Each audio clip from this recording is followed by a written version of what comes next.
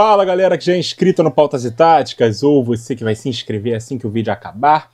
Sexta-feira é dia de caixinha e dessa vez a gente vem matar uma saudadezinha, né? Olha como ela tá bonita essa caneca, cara. Canelinha de pedreiro. Vamos então abrir os trabalhos?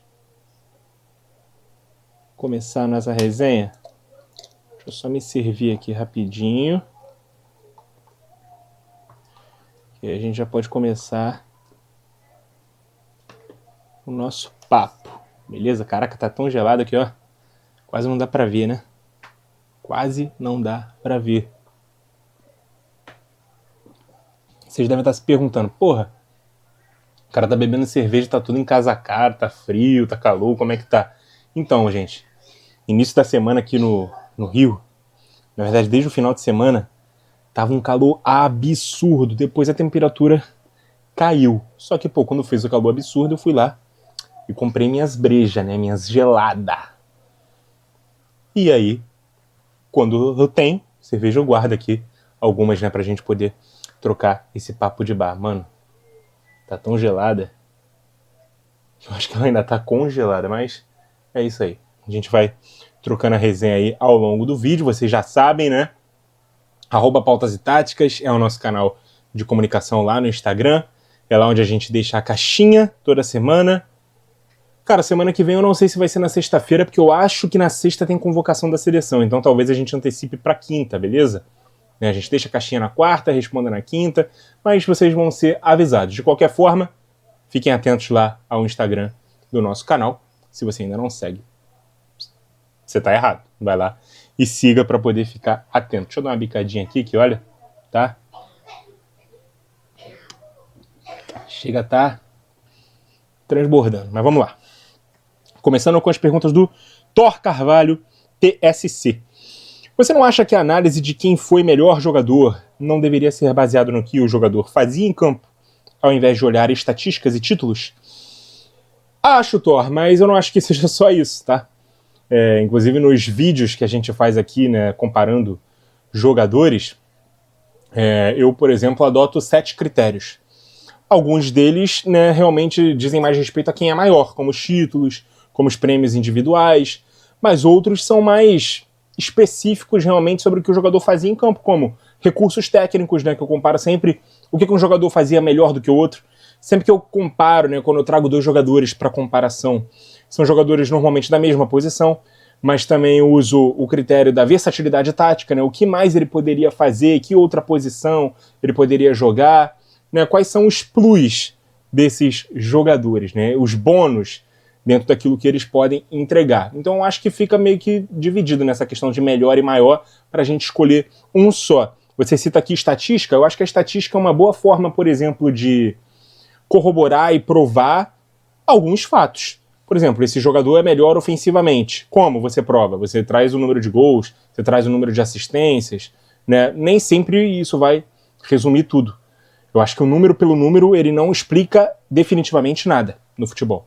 Mas ele ajuda a embasar algumas opiniões sim, beleza? Então eu não acho que é totalmente desprezível e nem acho que é totalmente aquilo, o que o número está dizendo que é verdade. Mas você sabendo ponderar bem e relativizar os dados, eu acho que você consegue ter um bom balanço aí dentro dessa análise, beleza? Mas, ô Thor, você tem algum conhecido que se tornou jogador de futebol ou já interagiu com algum jogador? Eu, por exemplo, já joguei com o Paquetá quando a gente era adolescente. Ele era primo de um amigo meu. Legal, cara. Pô, eu nunca tive essa sorte, não. O máximo que eu tive foi encontrar alguns jogadores, né, num tour que eu tava fazendo lá no estádio Newton Santos, e nem eram alguns dos principais jogadores do Botafogo, porque nesse dia o time principal estava na Colômbia, num jogo de Libertadores 2017 contra o Atlético Nacional, fase de grupos, acho que segunda rodada.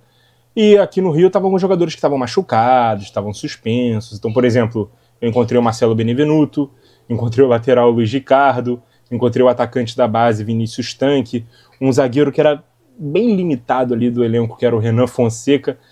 Eu poderia ter encontrado o Jefferson, por exemplo, que é o meu grande ídolo no Botafogo, mas ele foi embora antes que eu e o grupo de amigos ali da faculdade que estávamos, né, fazendo esse tour, essa visita ao Newton Santos, pudéssemos chegar. Então, infelizmente, a gente não conseguiu trombar com o Jefferson. Mas foram esses jogadores aí que eu consegui encontrar. Agora, ter a sorte de jogar contra, jogar a favor de algum jogador assim famoso, infelizmente, eu nunca tive, beleza?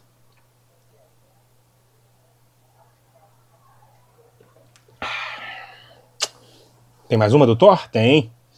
Goleiro tem importância tática? Faz sentido trocar a titularidade do goleiro dependendo do adversário? Cara, eu acho que as maiores diferenças do goleiro é se eles conseguem jogar bem com os pés ou não, taticamente falando, né? De ser ali quase que um 11º jogador de linha, um zagueiro de sobra, ter a leitura para sair do gol, ou se eles são melhores, né? Mais aptos para pegar pênalti, por exemplo. Então há essa diferença, né? Há alguns técnicos bem raros, né? A gente pode lembrar, por exemplo, do Van Gaal na Copa de 2014 como o exemplo mais famoso, né? Na proximidade ali do fim da prorrogação, né? E chegando ao momento ali de cobrança de pênalti, você decidir trocar o goleiro porque o seu goleiro reserva é mais especialista em cobrança de pênalti do que o titular. Então, dá para se ter isso aí falando, né? Mas eu acho que as diferenças entre um goleiro e outro são muito mais técnicas do que táticas, beleza? Até porque o goleiro é uma posição que não muda tanto. Então, se o goleiro tem uma boa qualidade com os pés, ele consegue jogar um pouco mais adiantado, ele tem uma leitura, né, de tempo e espaço para poder sair do gol, transformar, né, evitar que um chutão, um lançamento longo, uma ligação direta se torne um passe assertivo num cara que está saindo da linha do impedimento, encontrando uma defesa adiantada e consiga encontrar meio campo ali para poder construir a sua jogada na frente do próprio goleiro.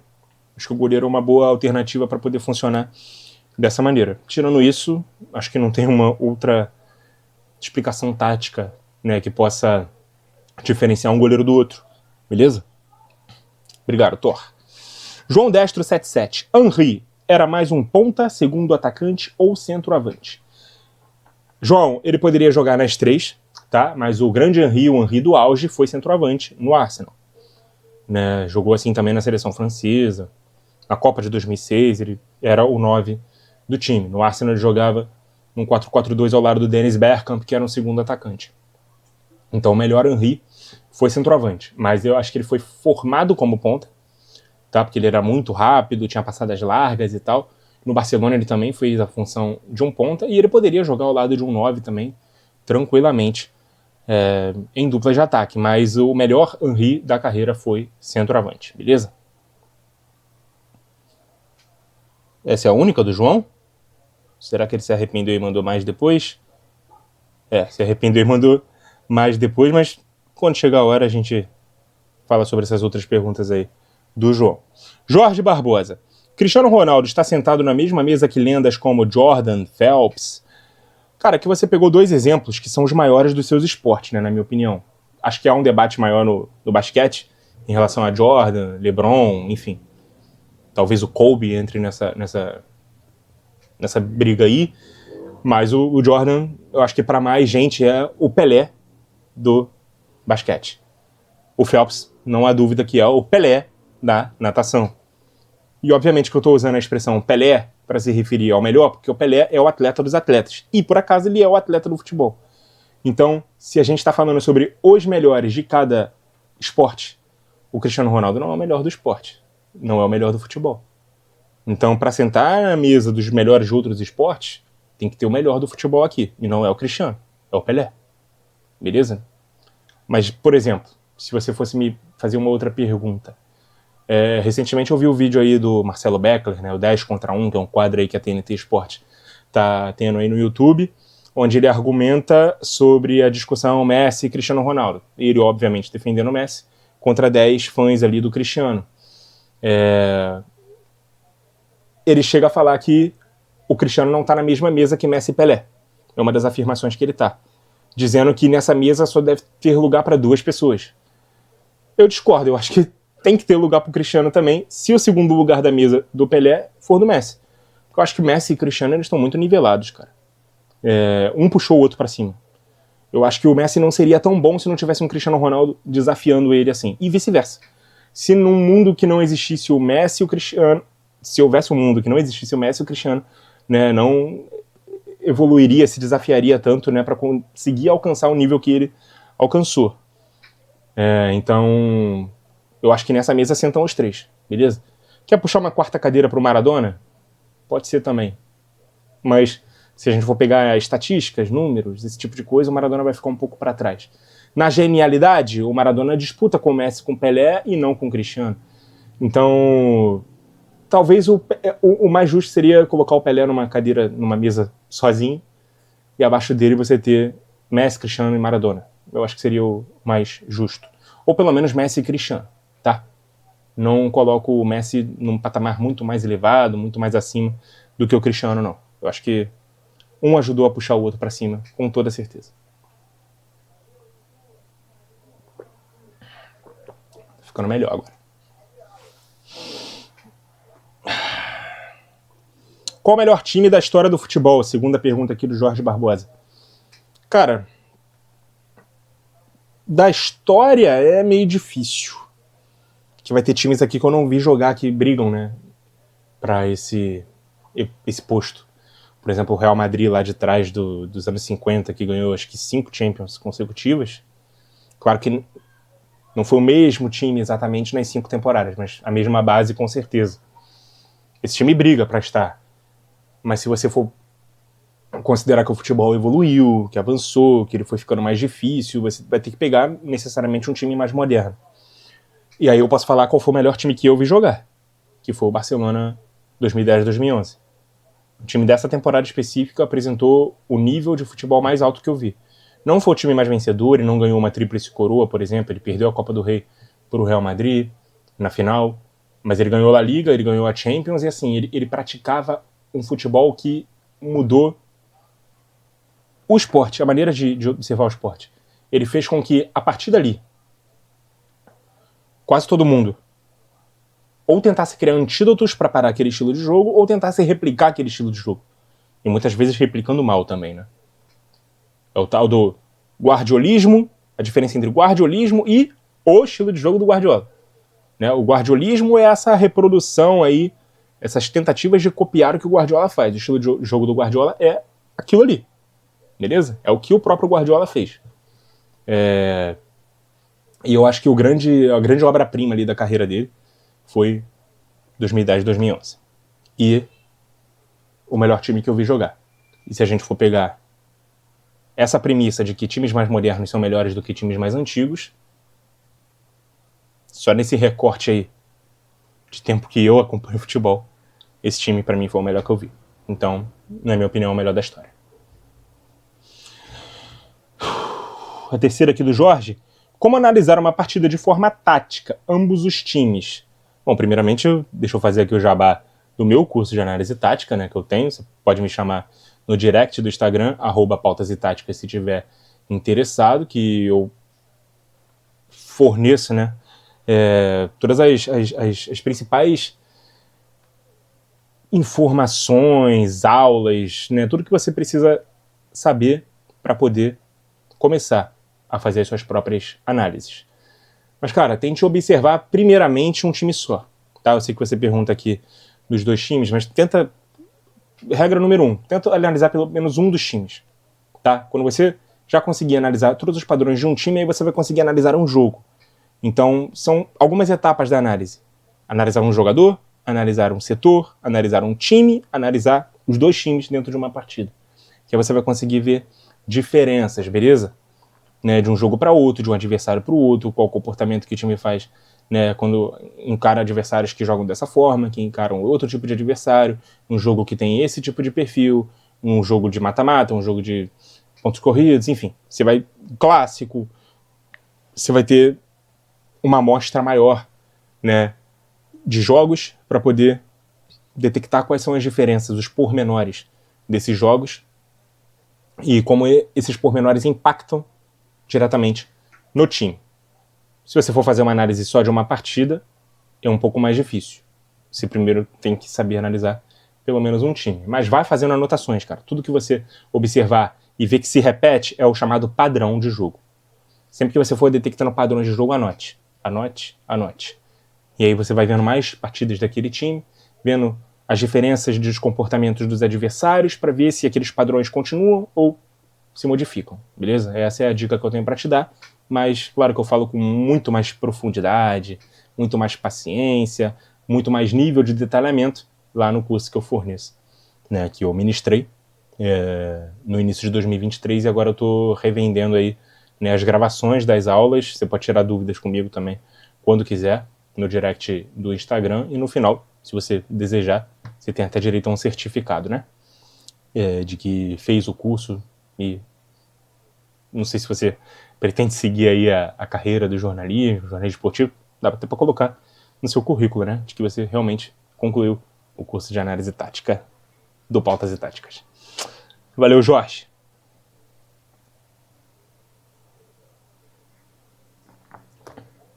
Gente, eu tô falando baixo demais. Eu não quero falar muito alto também, parecer que eu tô gritando. Até porque eu tô com o microfone bem aqui, então acho que não tem necessidade de eu falar mais alto do que eu tô falando. Espero que vocês estejam me ouvindo perfeitamente. André, se você fosse fazer... Não, essa aqui eu já tinha respondido pro André no privado porque é repetida. Então, vamos lá. O que acha que levou à queda do Botafogo esse ano? Pô, André, cara, já seria muito difícil o Botafogo tentar repetir os feitos que ele fez no ano passado. Porque, cara, é o que dizem, né? Aquela velha frase, né? Chegar no topo é mais fácil do que se manter nele. Já é muito difícil chegar no topo.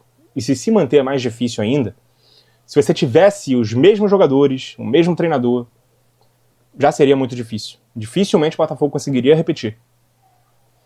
Imagina, trocando a maioria dos jogadores em diferentes momentos da temporada, perdendo o banco de reservas, como foi praticamente todo, né, na primeira janela do ano, trocando de treinador, né, teve uma demora ali na escolha do primeiro técnico do ano, não exatamente por culpa do Botafogo, porque ele tentou vários nomes e vários nomes disseram não, acabou fechando com o Paiva, que se mostrou uma escolha duvidosa num primeiro momento.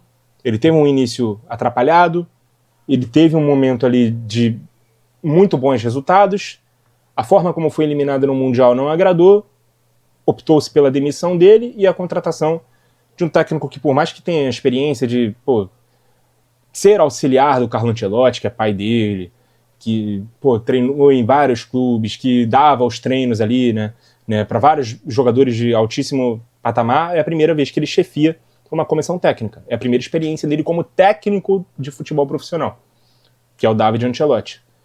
E, obviamente, ele vai cometer muitos erros, né? Equívocos de escalação, né? Tomada de decisão na hora de mexer no time, né? Qual é o momento ideal para rodar o time, qual é o momento ideal para mexer na estratégia num jogo importante.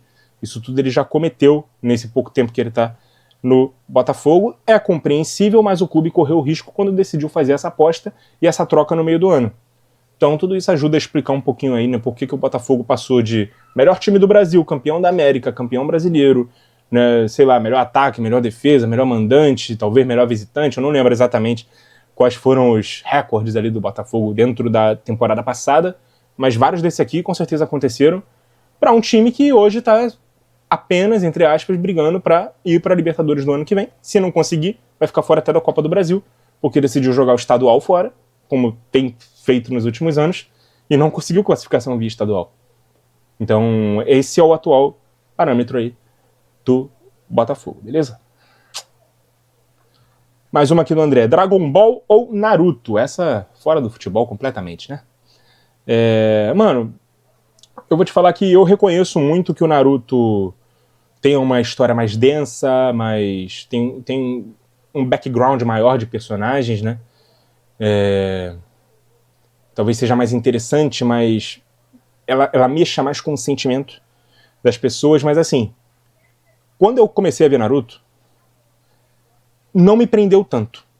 Até porque eu já era um pouco mais velho, já não era mais aquela criança que ficava o dia inteiro vendo televisão de manhã antes de ir pra escola, já era mais velho, já não tinha esse tempo todo para tentar me apegar ao outro anime, como foi com Dragon Ball mais cedo. Então, cara, o Naruto ele não me conquistou num primeiro momento a ponto de eu querer continuar assistindo. Então eu nunca assisti a história toda de Naruto. Eu conheço muito pouco de Naruto. Então, isso aqui não é dizer que um é melhor que o outro. Tô fazendo todo esse preâmbulo pra explicar qual é a minha relação com o Naruto. Beleza? É uma relação bem rasa. Muito rasa. Porque eu não consegui acompanhar tanto quanto o Dragon Ball. Nem sei se vou um dia. Dragon Ball foi o anime da minha vida. Foi o desenho da minha vida. Por mais que hoje a gente possa se perguntar, pô, mano, é um anime que realmente enche bastante linguiça nos episódios, né? Tem vários spoilers ali no nome do episódio pro outro, porque já vai mostrando uma prévia, ele vai te dando uma expectativa que o episódio vai ser melhor do que o anterior, quando vira só uma parcela daquele episódio. Tem várias questões também pra se criticar Dragon Ball, quem gosta de criticar, né? A questão também de que, pô, o personagem morre, pode ressuscitar, eu acho que isso não rola em Naruto, eu não sei, realmente não sei. Acho que se morreu, morreu mesmo, né? Em Naruto. Vocês podem aí, quem é mais entendido disso aí, pode falar melhor do que eu. Mas eu escolho Dragon Ball porque foi o anime da minha vida. Foi o anime que eu mais gostei de ver e que eu mais acompanhei também quando era criança, beleza? É isso. Mais uma aqui do André. O que acha dessa bomba do Neymar madrugando na cachaça com energético? Bom, vamos lá. Duas coisas. Primeiro, eu não posso tratar isso daqui como verdade a partir do momento que é só uma notícia que uma pessoa deu, né, que foi o Rodolfo Gomes do Futeboteco, né, ele preservou a fonte dele ali, ele confia na fonte dele. Eu não vou dizer que eu duvido da fonte dele, mas enquanto essa fonte não se revelar ou outra pessoa disser que apurou e essa mesma fonte ou outras fontes confirmarem, aí a gente pode dizer se é verdade ou não. Dito tudo isso aqui, que é a minha responsabilidade como jornalista, não levar aquilo que eu não apurei a sério. A gente dá os créditos a quem apurou,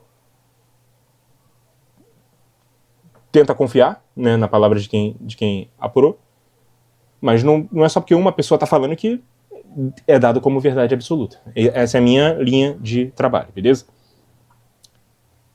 Vamos tomar que seja verdade. Surpreende alguém? A mim não. Pela vida que o Neymar leva fora de campo, do que é exposto por ele mesmo, pela forma como ele se comporta, isso desde sempre na carreira, por sempre estar cercado ali dos tais dos parças, pelas dificuldades físicas que ele tem, até para recuperação de várias das lesões que ele tem. Às vezes as mesmas lesões são sofridas por outros jogadores que conseguem se recuperar mais rapidamente do que ele. Eu acho que essa vida aí que ele leva, essa falta de cuidado, se é que é verdade, dentro dessa notícia, não me surpreende nada. É o que não me faz duvidar, beleza? É muito crível essa apuração.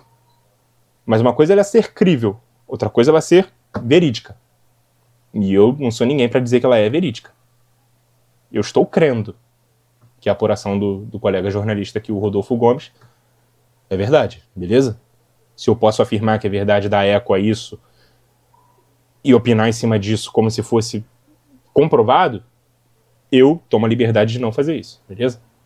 Uma vez que seja verdade, não me surpreende nada. Então, pra mim, não é bomba nenhuma. Pra mim, é bem acreditável essa notícia, beleza?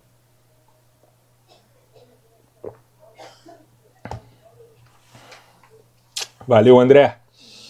Araújo Juliano 12. A seleção italiana precisava mais do Ancelotti do que a brasileira? Muito boa pergunta. Cara, eu acho que a seleção italiana precisa de um bom técnico. O Ancelotti sendo italiano, com certeza, né, estaria, entre aspas, mais perto da seleção italiana do que a nossa, por uma questão de, pô, cara, o cara vai treinar a seleção do país dele, que tá passando dificuldade. De repente, se fosse atrás dele, ele aceitaria. Não foi atrás dele, né? Aliás, só demitiu, né, o outro técnico, cara, o técnico do Napoli, Spalletti. Spalletti? Acho que era o Spalletti. Depois que a seleção brasileira contratou o Ancelotti. Então, assim, se ela entendeu que não deveria ir atrás do Ancelotti, ou se ela achou que financeiramente não era algo possível para ela, né, sorte a nossa, né, que também estávamos precisando de um treinador melhor do que os anteriores. Eu considerava o Tite o melhor técnico brasileiro. Então, uma vez que ele seja o melhor técnico brasileiro, outro brasileiro seria um passo para trás. Logo, para ser melhor do que o Tite, teria que se buscar fora do Brasil. Fomos atrás do técnico que mais tem Champions Leagues na carreira, que era técnico do Real Madrid, num primeiro momento não deu certo, tentamos com outros nomes, e finalmente deu certo e a gente conseguiu trazê-lo. Sorte a nossa. Precisávamos dele também. Se a seleção italiana precisava mais, eu acho que a resposta fácil é dizer que sim, né? Porque uma coisa é o Brasil ambicionando ser campeão do mundo, outra coisa é a Itália ambicionando estar na próxima Copa para não estar pela terceira vez seguida fora, né? Pelo terceiro ciclo seguido fora. Não sei se o Ancelotti é o cara, assim, é um cara que tem que ser o Ancelotti pra gente conseguir fazer isso. Eu acho que dá pra conseguir isso com um técnico menos experiente, né? Até com menos qualidade. Acho que classificar a seleção italiana pra Copa do Mundo deveria ser uma obrigação. Acho que não deveria se precisar do Ancelotti, de um cara com dessa prateleira, pra conseguir simplesmente colocar a Itália na Copa do Mundo. Que a realidade da Itália atualmente é essa. Antes de pensar em ser campeão e chegar longe da Copa, tá na Copa, classificar pra Copa. Porque ela não conseguiu isso nos últimos 2 anos. Então, pra gente, o Ancelotti significa ter chances de ser candidato ao título. A gente precisava desse cara. Pra ser o cara que vai botar a gente ali entre os... Não sei se entre os favoritos. Acredito que não. Mas entre os candidatos.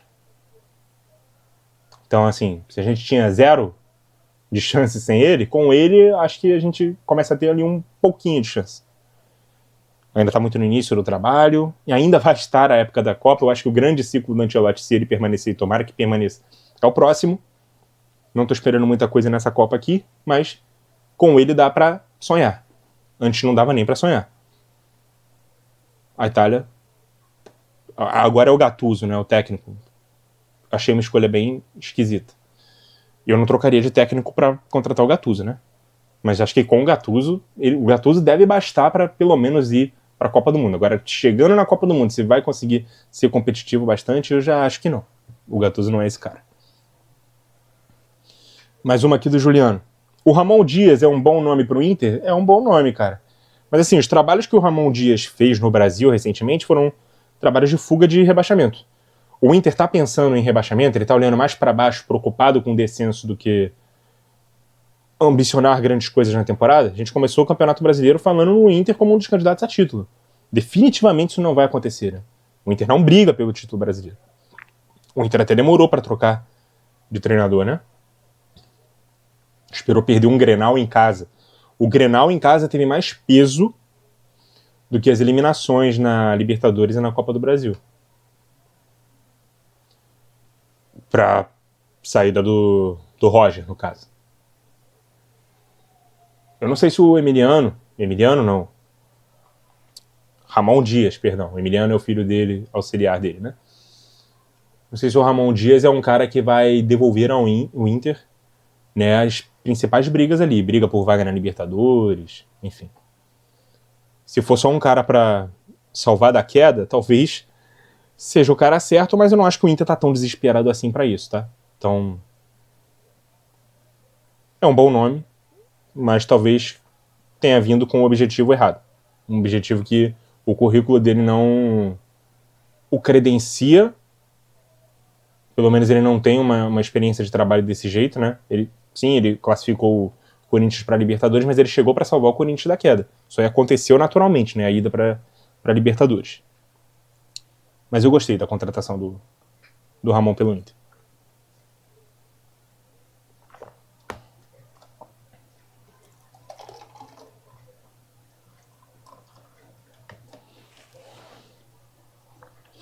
A terceira aqui do Juliano. Copa do Mundo com 64 seleções, a tornaria medíocre? Eu acho que a tornaria chata, Juliano. A gente reclama sempre, né, quando chega as datas FIFA. Embora na Copa do Mundo a gente tenha um ânimo e uma paciência maior para ver futebol de seleções do que nas datas FIFA comuns, mas acho que grande parte da gente não gostar das datas FIFA também é que sempre os enfrentamentos, quase sempre, né? Os enfrentamentos das seleções grandes são contra seleções menores. Aí muitas vezes aqueles jogos repletos de testes, né? De várias reservas em campo. Isso aí tira um pouco o nosso ânimo, a nossa vontade de assistir. Então, pô, se você inchar de seleções, obviamente, o nível de várias delas vai ser mais baixo. A gente está falando de dobrar o número de seleções do que havia nas últimas Copas, né? Agora vai ser 48, mas antes eram 32. Se você colocar 64, é tipo, mais 32 seleções. Em relação ao que a gente tinha de número de participantes até 2022. Eu não acho isso uma coisa boa, eu não consigo achar. Principalmente nas eliminatórias, cara. Pô, todo mundo vai classificar. Com 48, a gente tem uma eliminatória de 10 seleções, onde 6 classificam diretamente, uma vai pra repescagem. Precisa jogar 18 rodadas, todo mundo contra todo mundo, em casa e fora. Porra, 5 datas FIFA por ano pra classificar 7 de 10? Eu acho um absurdo, eu acho uma perda de tempo. Eu acho chato. Obrigado, Juliano. O Eduardo Veloso. Bem-vindo, Eduardo, que eu não lembro de ter visto outra participação sua, né, aqui na nossa caixinha. Eu sempre gosto de ver novas participações, né, pessoas novas mandando pergunta. Sou professor de educação física. Como faço para começar na área? Ô, Eduardo, eu acho que para você ser técnico de futebol no Brasil, você tem que ter o curso de educação física, mas tem que ter o curso da CBF, né? Então, e dos pré-requisitos para começar o curso é ter o curso de educação física ou ser um ex-atleta. Se você tem o curso de educação física, agora só te falta ali, né? Nem sei se te falta, talvez você tenha, né? A grana necessária para poder pagar e começar o curso. E aí, naturalmente, você vai, né, buscando, né, estágios, trabalhos, como em qualquer outra oportunidade de emprego. Vai batendo nas portas, vai mandando currículo, né, vai vendo quem está precisando, vai começando em projetos menores, em categoria de base, para poder ganhar experiência, e é isso. Beleza? Se o que você está dizendo com começar na área é isso, né, técnico de futebol, imagino que seja isso, é desse jeito, beleza? Obrigado, Eduardo. Eduardo mandou uma pergunta só. Aqui outra participação que eu não lembro de ter visto antes. Diego P.cad_. Bem-vindo aí, Diego. Eu tenho muito hiperfoco. Às vezes é bem do nada. Aí tive hiperfoco em analisar o Lúcio. Não achei tudo isso, não. Ah, mano, se você for analisar o Lúcio com a sua visão dos zagueiros de hoje, realmente ele não vai te impressionar tanto. Se você for olhar com o olhar da época, você vai ver que ele era um dos poucos zagueiros que tinham um certo refino técnico para sair jogando, uma certa veia ofensiva. E ele fazia muito bem o papel dele de zagueiro, o que era exigido, né, para o jogador da posição. Ele era muito bom no jogo aéreo, muito bom no jogo físico, tinha liderança, né, era um grande xerifão ali de defesa, né. Bola aérea ofensiva ele era muito bom também, conduzia muito bem a bola, atacava bem os espaços, né, era bom no desarme, na antecipação, na cobertura. Praticamente todos os fundamentos ali do zagueiro ele tinha. E tinha vários plus ali que, pra época, eram bem impressionantes. Pra hoje, você vai ver que é quase uma exigência, né? O zagueiro saber sair jogando, ser mais técnico. E aí você vai encontrar vários zagueiros de hoje que são melhores e mais técnicos do que o Lúcio. Mas se você for olhar ali com o olhar da época ali, dos anos 90, anos 2000, principalmente 2000, você vai enxergar um grande zagueiro, tá? No Lúcio.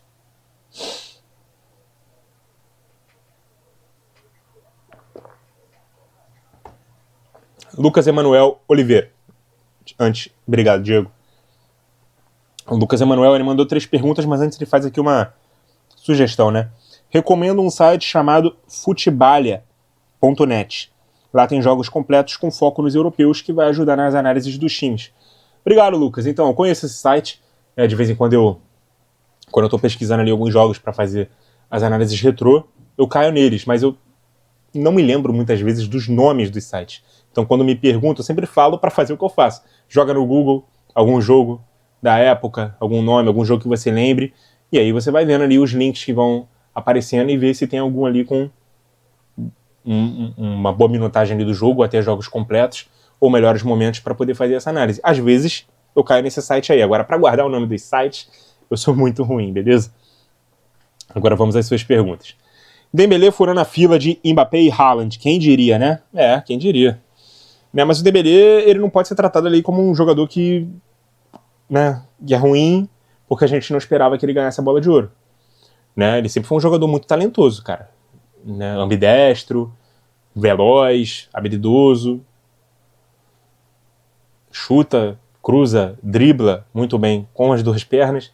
Então, assim, o cara foi escolhido para substituir o Neymar no Barcelona, pagou caríssimo por ele. Aí essa passagem no Barcelona, que já não foi tão impressionante assim, meio que fez com que a gente começasse a tratar ele como um flop. Que ele de fato não foi. Mas o cara deu a volta por cima aí e conseguiu ser o melhor jogador da temporada. Eu acho que há poucas contestações quanto a isso. Não seria meu voto.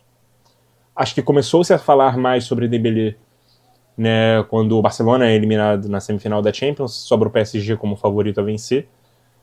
Aí a gente começa a falar levar realmente a sério o nome do Dembélé. E assim, mano, como ele é o destaque individual do time que conquistou os principais títulos, não dá pra chamar de injusto. Beleza? Surpreendente, mas nem sempre o jogador mais talentoso, ou que se espera mais, ou que se fala mais tempo, é o que vai chegar lá no prêmio, né? Porque não é sobre isso, é sobre quem jogou mais bola na temporada. Então, se pra maioria dos votantes, quem jogou mais bola na temporada foi o melhor jogador do melhor time, ou do time que ganhou os principais títulos, eu vejo meio como incontestável. Beleza? Repetindo, não seria meu voto. Mas não dá pra dizer que injusto, que prêmio bairrista porque foi um jogador francês, de um time francês. Se não me engano, é a primeira vez, cara, que ganha um... Se a gente desconsiderar o Messi, né? Porque o Messi já tinha ganho outras e não foi pelo que ele fez no Paris Saint-Germain. Mas é a primeira vez que um jogador do Paris Saint-Germain, pelo que fez no Paris Saint-Germain, ganhou um prêmio dessa magnitude. Então, muitos méritos ali o Dembélé. Mais uma do Lucas. Campeonato mais divertido de assistir atualmente. Eu tô gostando bastante da Série A italiana. Cara, eu tô achando... Eu acho que eu já falei isso aqui. Chatas as ligas nacionais de uns tempos pra cá. Sabe? Eu acho que inevitavelmente a Superliga vai acabar acontecendo de uma hora pra outra. O mercado vai pedir por isso. Porque, mano, você vê ali ligas de 34 ou 38 jogos, né? Dependendo da quantidade de times que tem cada um. Jogando todo mundo contra todo mundo. Durante 10 meses, pra ganhar sempre os mesmos times. Ganhar com 5 rodadas de antecedência. Ganhar com 100 pontos conquistados. Isso aí vai ficar bem para trás, cara. Eu acho que os principais times do mundo, né, os que realmente fazem a gente assistir aos jogos, aos campeonatos, eles precisam jogar mais entre si. E tem que jogar menos jogos inúteis, ou menos jogos que são pouco desafiadores, né, que são aqueles jogos que fazem o elenco se sentir à vontade para rodar. O treinador se sentir à vontade para rodar o elenco, melhor dizendo. Esse tipo de jogo não chama a nossa atenção, não faz a gente parar pra ver. Né, o Real Madrid não monta o time que monta para jogar contra o Eibar, o Barcelona, o Bayern. O Bayern não monta o time que monta para jogar contra o Arminia Bielefeld. Né? O PSG não monta o time que monta para jogar contra o Amiens. Os times ingleses do Big Six, no campeonato inglês você tem bastante competitividade. E por isso é a melhor liga, e respondendo a sua pergunta, é a liga mais divertida e é a liga que eu mais acompanho. Mas esses times montam, os times que montam, para jogar principalmente os jogos entre eles, né, do Big Six, e os jogos de futebol europeu. Não é para jogar contra o Sunderland, com todo respeito, contra o Ipswich Town. Não é, velho. Então, minha resposta seria a Premier League, mas acho que tem que ser revisto aí, cara, essa fórmula aí dos campeonatos nacionais, se a gente não quiser que a Superliga aconteça, senão inevitavelmente ela vai acontecer e as ligas nacionais vão ficar bem pequenas. Talvez só disputadas pelos times que não estão na Superliga. Vai ser um degrau a menos ali na cadeia alimentar do futebol. Vai se assemelhar com algo como a NBA, sabe? Um campeonato só. Vamos esperar para ver. Mais uma aqui do Lucas. Brasil chega para a Copa em qual força ou prateleira? Eu vejo como a sexta força. Tava falando isso com um parceiro meu na academia esses dias. Falei para ele, cara, Provavelmente a gente não tá entre os 3, 4. Mas a gente deve estar entre os 6, 7. Por exemplo, eu não acho que o Brasil vai ganhar a Copa. Mas eu acho que tem seleções à frente do Brasil que eu também acho que não vão ganhar a Copa. Isso é preocupante. Por exemplo, a Colômbia, coletivamente falando, não é individualmente, não é comparando peça por peça, nome por nome, né, tem mais craques ou tem mais talento, não, não é isso. Coletivamente a Colômbia está mais pronta que o Brasil. Eu acho que a Colômbia vai ganhar a Copa? Não. Eu acho que Portugal está mais pronto que o Brasil. Eu acho que Portugal vai ganhar a Copa? Acho que tem mais chances do que o Brasil. Mas também não coloca entre os favoritos. A Inglaterra, eu acho que a Inglaterra está aqui com o Brasil. A Inglaterra tem muito talento, o Brasil também tem. A Inglaterra não tem um coletivo, o Brasil também ainda não. Então, talvez a Inglaterra esteja entre os 6, 7 ali junto com o Brasil. Não coloco à frente, eu coloco à frente Argentina, França, Espanha. Para mim esses 3 são os favoritos. Aí a gente começa ali uma segunda prateleira. Dá para colocar, como eu disse, Colômbia, Portugal. Eu não acho que a Alemanha está à frente do Brasil. Holanda, será? Não sei. Talvez não, porque não tem tanto talento quanto o Brasil.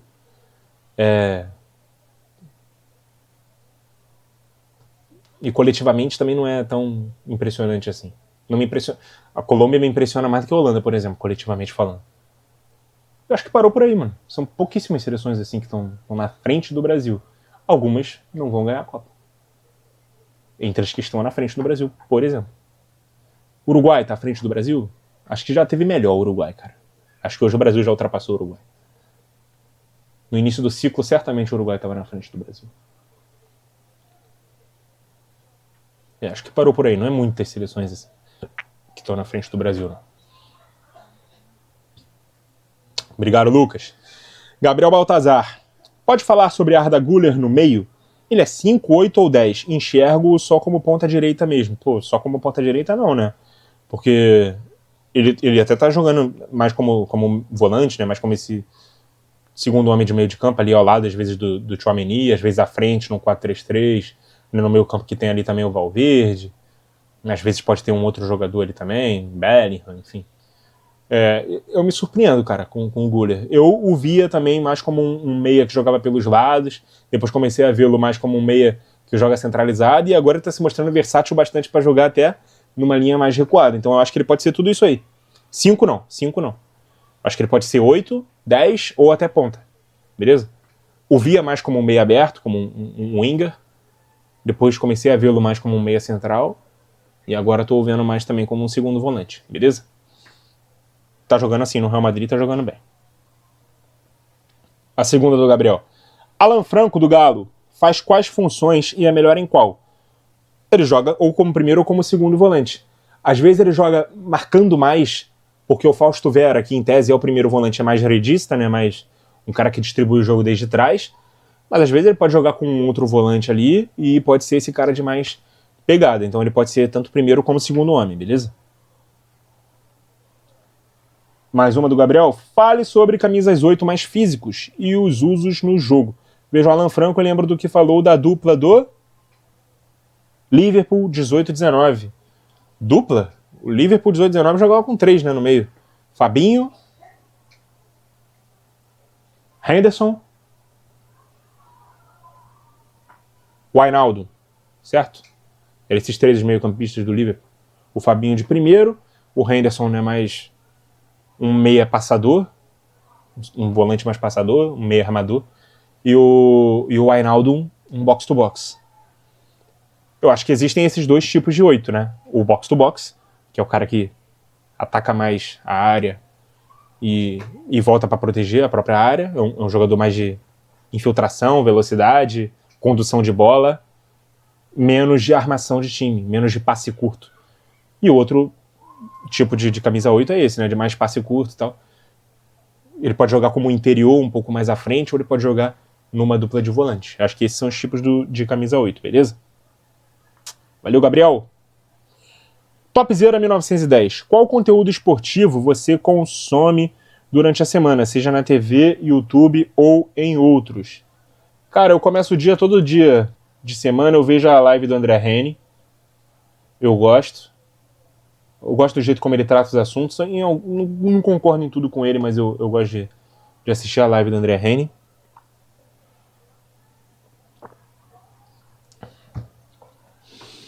Eu via mais o de placa. Mas dependia muito de quem tava no de placa, né? Qual era a formação ali do de placa. Porque tem uns caras ali que eu não gosto muito, não. Não vou citar nomes.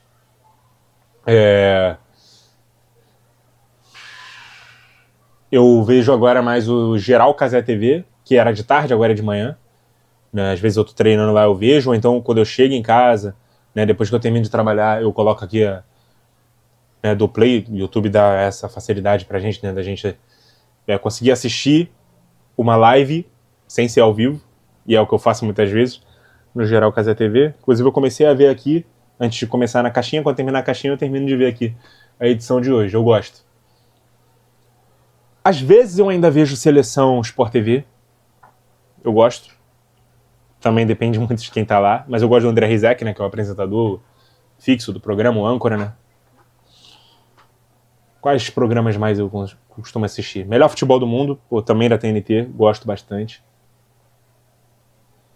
E, cara, eu acho que vai mudar de nome, né? Tá demorando pra mudar de nome. Pelo visto não vai mudar mais também. O Copa Zona, que é o pós-jogo da Casé TV, cara, é muito bom, muito bom. É divertido, prende sua audiência. O Luizinho, que é um monstro de narrador, também é um monstro de comentarista. As análises dele são muito lúcidas. Ele consegue dar um ponto de vista completamente diferente ali dos outros caras, então eu gosto muito dele também por isso. E, mano, domingo passado, terminou o jogo do Cruzeiro 10h30, o Copa Zona foi terminar lá pra 1h30 da manhã, eu fiquei vendo até o final. É muito bom. Hoje é o meu programa preferido de futebol, o Copa Zona da Casé TV. Pena que é uma edição só por semana e só após jogo da rodada do Brasileirão que eles transmitem, né? Às vezes eles transmitem um jogo de mais cedo e tem um outro jogo que você quer ver depois, e esse jogo de depois é durante o Copa Zona. Então o que eu faço? No dia seguinte eu assisto. Mas eu não perco. É muito bom. Excelente. Mais uma aqui do Topzera. Gosta de acompanhar quais ligas do futebol? Tem algum carinho por time de ligas com menos hype? Mano, então, eu vejo principalmente a Premier League, a Bundesliga, a La Liga e o italiano. O francês eu não assisto. O árabe eu não assisto. Obviamente que é o Campeonato Brasileiro, né, também. Mano, na pergunta anterior o cara falou sobre mais divertido. Mais divertido tem sido o Campeonato Brasileiro, tá? Por incrível que pareça. Carinho por ligas com menos hype? Conta o Campeonato Argentino? Se for, que eu nem acompanho tanto, mas eu tenho um carinho pelo Boca. Acho que eu já falei sobre isso aqui, né? O Boca é um time que eu gosto muito. É um time que tem uma aura, assim, de tradicional, Cara, é um time que amedronta, não importa a fase que ele tá. Ele impõe respeito. Eu gosto dos jogadores históricos que lá tiveram. Então, é o time, sim, que eu tenho um grande carinho. Tem até camisa do Boca, né? É isso. Terceira do Topzera. O Porto dessa temporada consegue brigar para ser campeão de Portugal e talvez da Europa? Da Europa não, né? O Porto tá na Europa League, né? Não vejo com força. Vejo outros candidatos à frente do Porto na Europa League. Mas Portugal sempre é possível, né? Porque lá é uma corrida de 3 cavalos, sempre. Tá aí o grande problema das ligas nacionais hoje em dia, né? Sempre os mesmos que vão brigar pelo título. Você sabe que o título português ou vai ser do Sporting, ou vai ser do Benfica, ou vai ser do Porto. Há muito tempo é assim. Não temos previsão de quando vai ser diferente. Então, vivíssimo na briga pelo título português. Da Europa League eu já não acredito tanto. Beleza? Valeu, Topzera. Agora sim chegaram as perguntas do João Deste. João Deste me sacaneou e me tentou aí driblar a regra, né? Que eu falo de até 3 perguntas por pessoa. Já tinha feito uma lá atrás e agora tá fazendo mais 3, né? Vou dar uma colher de chá, hein, João? Próxima vez vou escolher uma aí pra não responder.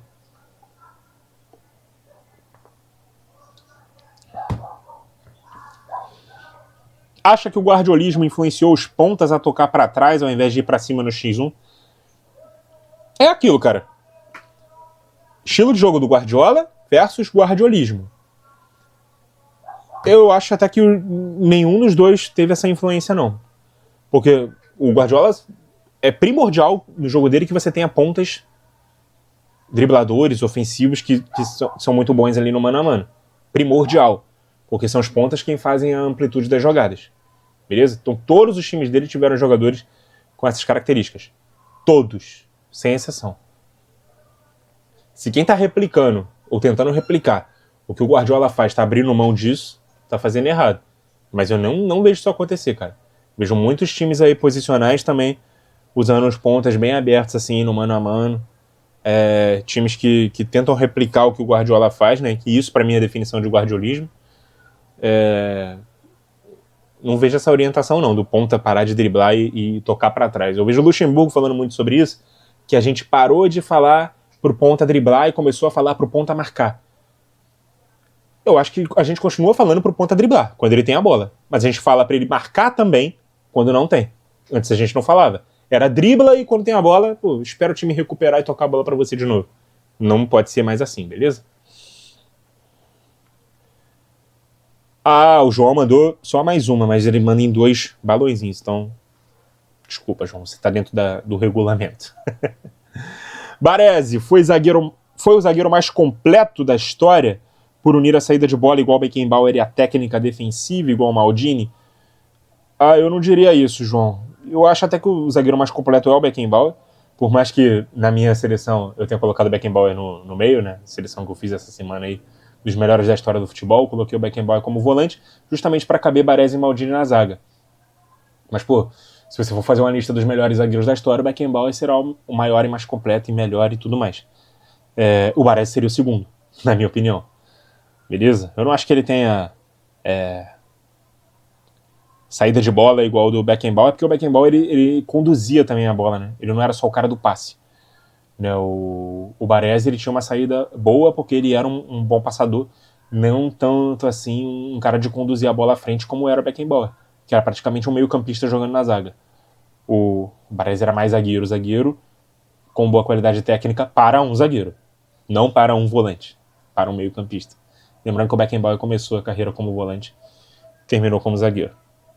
Podia jogar até mais à frente como meia ou mais atrás como líbero também. Esse era Beckenbauer. O Baresi era um tipo diferente de líbero. Tem vídeo aqui no canal falando sobre os tipos de líbero. Valeu, João. E a última, por enquanto, é do Jonathan Silva 07. Romário realmente dominava mais a grande área em posicionamento, finalização, do que o Ronaldo?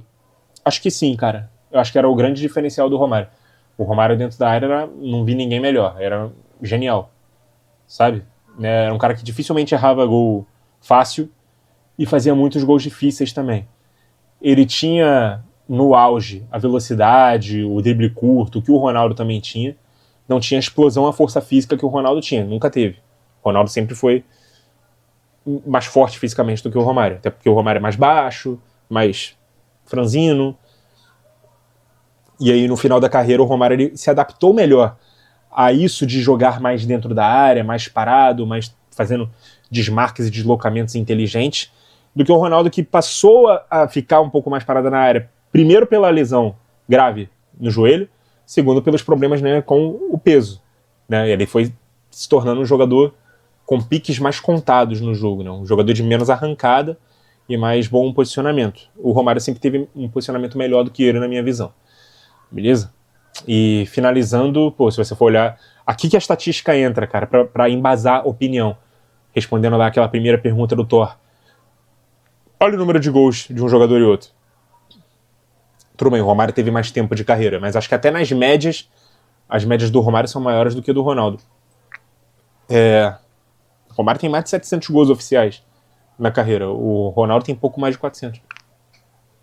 Isso mostra quem finalizava melhor, né? E o Romário era mais baixo e tinha no cabeceio um bom fundamento. O Ronaldo tinha isso como ponto fraco do jogo dele. Não era um exímio cabeceador, apesar de ser um centroavante. E apesar de ser mais alto. Então, pra mim, o Romário dentro da área era melhor do que o Ronaldo, sim, tá? Como um jogador, de forma geral, eu acho que o Ronaldo foi melhor. Mas, especificamente dentro da área, que foi a sua pergunta, eu escolheria o Romário. Vamos atualizar aqui? Pra ver se tem mais? Não tem mais, essa foi a última. Então, é isso, gente. Terminamos a nossa caixinha da semana. Essa semana teve até uma servinha pra nós, mas não deu tempo de bater, né? Até porque tava gelada pra caramba. Só agora que ela começou a ficar um pouquinho mais quente. Eu tinha até deixado aqui uma outra lata, não vou pegar aqui a outra lata pra não fazer propaganda, porque eu achei que eu ia terminar uma rápido, já ia abrir a outra. Acabei que nem terminei nem a primeira e não deu tempo de abrir a outra, mas eu abro a outra mais tarde e a gente consegue sextar aí. Mas aí vai ser aqui nos bastidores, vocês não vão ver. Então, gente, eu espero vocês na semana que vem. Quem não participou essa semana, quer participar, @pautas e táticas no Instagram, segue nós, fica atento aos stories. Depois eu confirmo para vocês se vai ser realmente na sexta ou se eu vou ter que mudar o dia em detrimento ali, né, em razão, melhor dizendo, da convocação da seleção brasileira, que eu acho que é na semana que vem, e se eu não me engano vai ser na sexta-feira. Mas aí eu confirmo com vocês durante a semana. De qualquer forma, siga lá o Instagram e fique atento lá aos stories, que eu vou deixar a caixinha no dia seguinte, respondo para vocês, beleza? Muito obrigado a vocês que acompanharam o vídeo até aqui. Continuem ligados no nosso canal. Saúde e até a próxima!